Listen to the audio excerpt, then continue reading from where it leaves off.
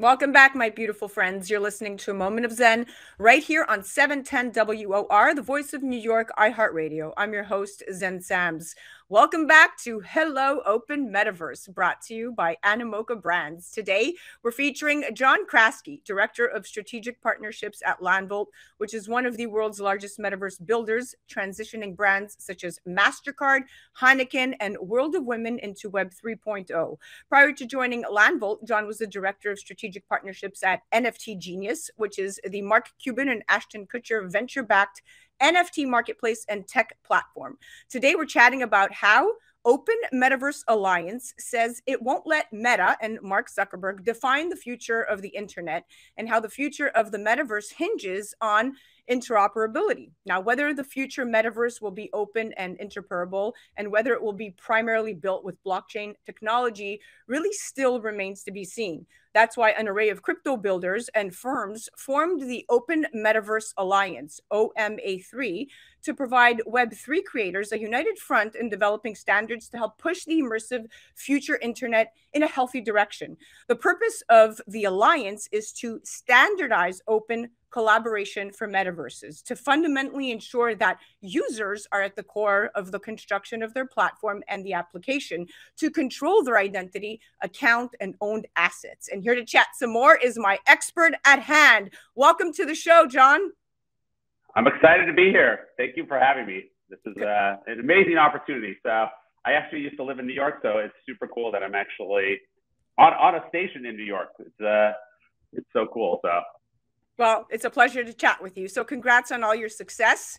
Thank you for joining us. So first revealed back in July of this year, OMA3 officially opened up shop this November 1st, and the association has launched memberships across two tiers, sponsor or creator, and established working groups to begin developing standards between metaverse platforms, exploring legal protections in Web3 and more. What do you say to OMA3? Are you a fan? Is this needed, and does it matter? I definitely like the intention of what they're trying to do, for sure. I think obviously having a more open metaverse is going to benefit creators. I think that's, at the end of the day, the most exciting thing about NFT, blockchain, metaverse technology that excites me.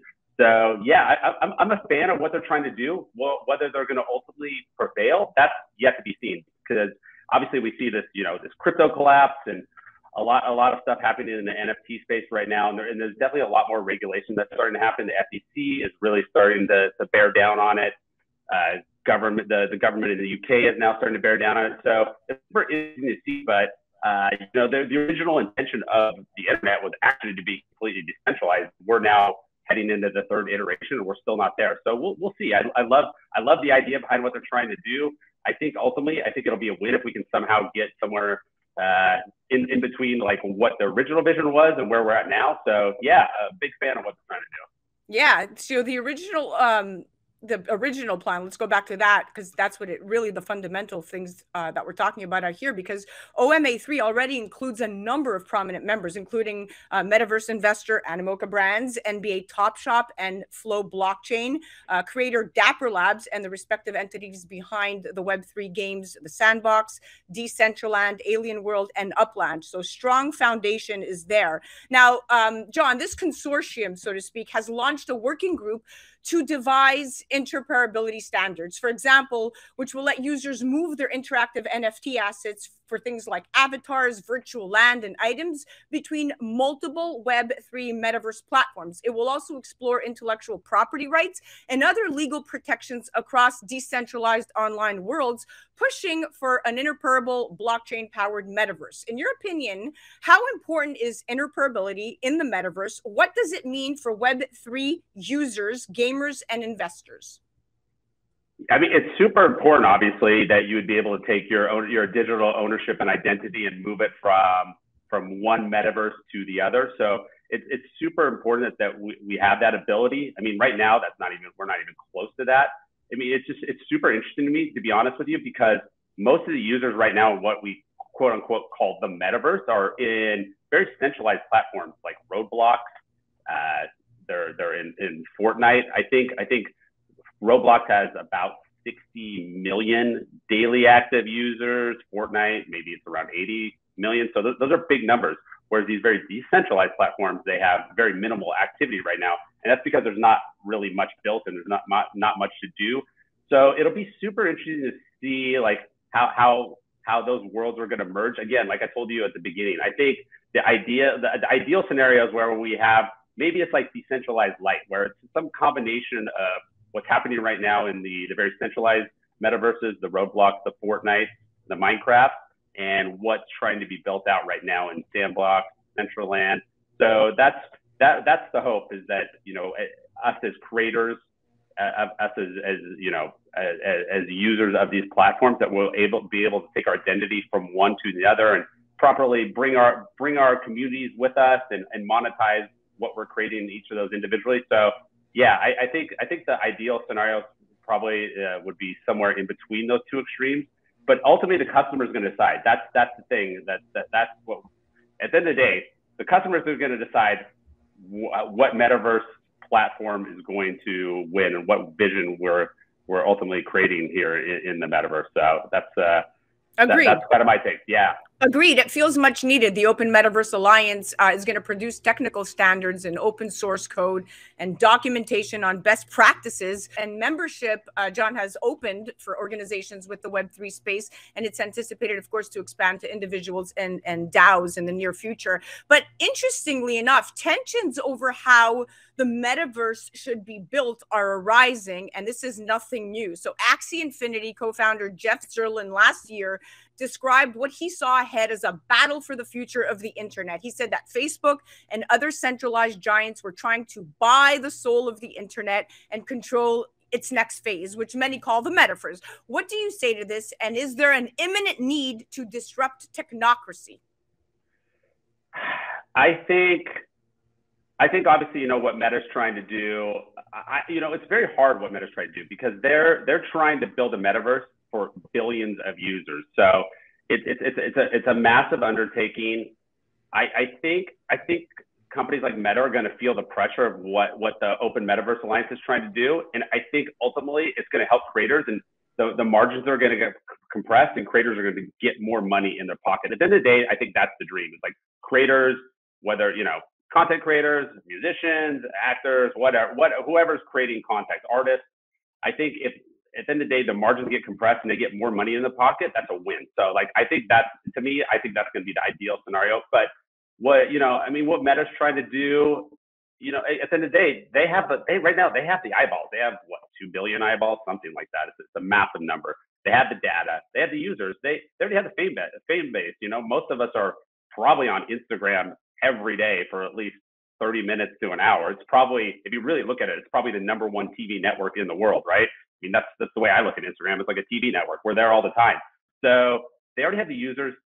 I think they're going to be able to easily on-ramp people into the metaverse a lot easier than some of these other decentralized platforms that are super friction-filled right now. So if you look at, there was just an announcement made by Decentraland, which is apparently, you know, the quote unquote, the most decentralized metaverse out there. They're going to do their fashion week at Spatial, which is more centralized. So that's very telling that a very, you know, hardcore decentralized metaverse is already saying, well, you know what, the customers and the data telling us that we need to be in something a little more broad-based and centralized. So it's kind of cool to see, though, that these worlds are starting to merge a little bit and working together. So, you know, I mean, my advice for, you know, the Open Metaverse Alliance and these hardcore, extreme decentralized people is like, you know, like, talk to the customer, have empathy for them, really bring them the conversation. Because at the end of the day, that's what we're trying to do. We're trying to make this as frictionless and exciting and fun for everybody in the world, not just like hardcore technologists, centralists, or whatever. And then, you know, like, people on the other side. So I think that the ideal is somewhere in between. So yeah, definitely. And in reality, the Open Metaverse Alliance is a response to the Metaverse Standards Forum. So MSF is an association that was announced back in June, John, of this year by a group of 35 tech firms that have similarly committed to building an open metaverse in which users can bring their assets across various future online platforms. But there's a big distinction. Meta, Microsoft, Epic Games, and Adobe are among the Web 2 and tech giants that started MSF. But many in the Web3 space doubt that those firms plan to build a user-owned metaverse in which NFTs can really be freely carried between platforms. And none of the Open Metaverse Alliance member founding companies were invited to join MSF. So it feels like tensions were brewing between big tech and Web 3.0. But we know that Meta, right, has pumped $36 billion into its metaverse and VR business since 2019. Now, Meta is cutting hiring and laying off workers to reduce costs, but they're going to keep pumping billions of dollars into its metaverse projects.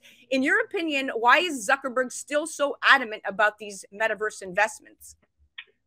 Because that is where the future of the internet is heading, for sure. It's basically the metaverse is it's really internet in 3D. It's a more immersive experience for users of the internet. So I think he's right that this is where the users are heading. I think, internally they're trying to do a lot of things, but my gut tells me they're going to start to acquire some of these Web3 companies, very similar to what they did with Instagram, right? Because if you really look at it, their most valuable asset right now in their portfolio is Instagram, a company they acquired for, I don't know what it was, a couple $2 billion. It looks like a bargain now. So I think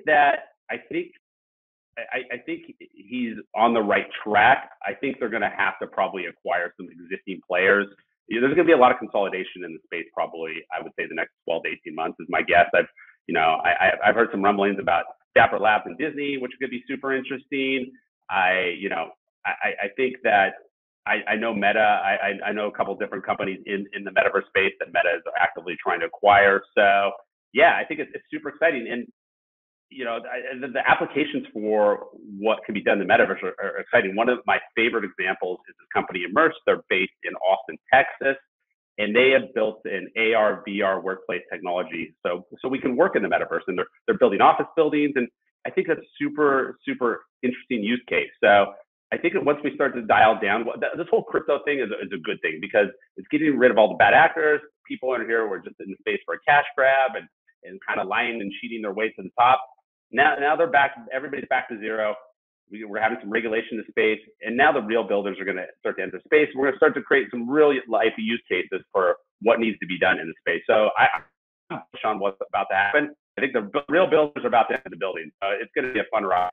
While some Web3 builders have seen Meta as an antagonist or a threat in the world's, in the words of Animoca's Yatsu, they hope to work alongside the social media giant really to develop a metaverse format that everybody can plug into. I think, from Animoca's perspective, the more that we can give pride and regulation to a safe, open metaverse, the more that we can also disrupt technocracy and put power back in the hands of the people. And an interesting quote, again, by Yat is he told Decrypt that Facebook and the Chinese firm Tencent were a threat to an open metaverse if they can't find a way to work together. So interesting that those words are being spoken these days. Yeah, I mean, it makes sense. I mean, whatever, everybody's positioning themselves, whatever. But at the end of the day, like Meta, they're a beast. So they're an absolute beast. And I think any Web3 company would love to figure out a way to work with them and leverage some of like the amazing things that Web3 technology has to offer and integrate that into their tech stack. So I think at the end of the day, that's what you're going to start to see, a lot of consolidation between, really powerful Web2 brands and a lot of the big players right now that in the Web3 space, the Sandbox, the Decentraland, the Dapper Labs. So it's exciting. It's exciting stuff. Yeah, definitely exciting times. Well, we are out of time. I just want to thank you for coming on and chatting, my friend. Very, very enlightening interview. And thank you for putting things into perspective for us. You're very welcome. Thank you. Guys, you definitely have to check out John Kraske. Head to landvolt.io. And of course, make sure you're checking out all the latest at AnimocaBrands.com. That was Hello Open Metaverse, brought to you by Animoca Brands. You're listening to A Moment of Zen right here on 710 WOR, the voice of New York, iHeartRadio. We'll be right back after this. A Moment of Zen is brought to you by Animoca Brands as a worldwide industry leader in digital, entertainment, blockchain, gamifications, and digital property rights. Animoca Brands plays a key role in the future growth of the metaverse. Ranked by the Financial Times as a high-growth company, Animoca Brands creates a new asset class, GameFi economies, and a more equitable digital framework contributing to the building of the open metaverse. For more information and to become part of the excitement, go to anamokabrands.com. That's anamokabrands.com.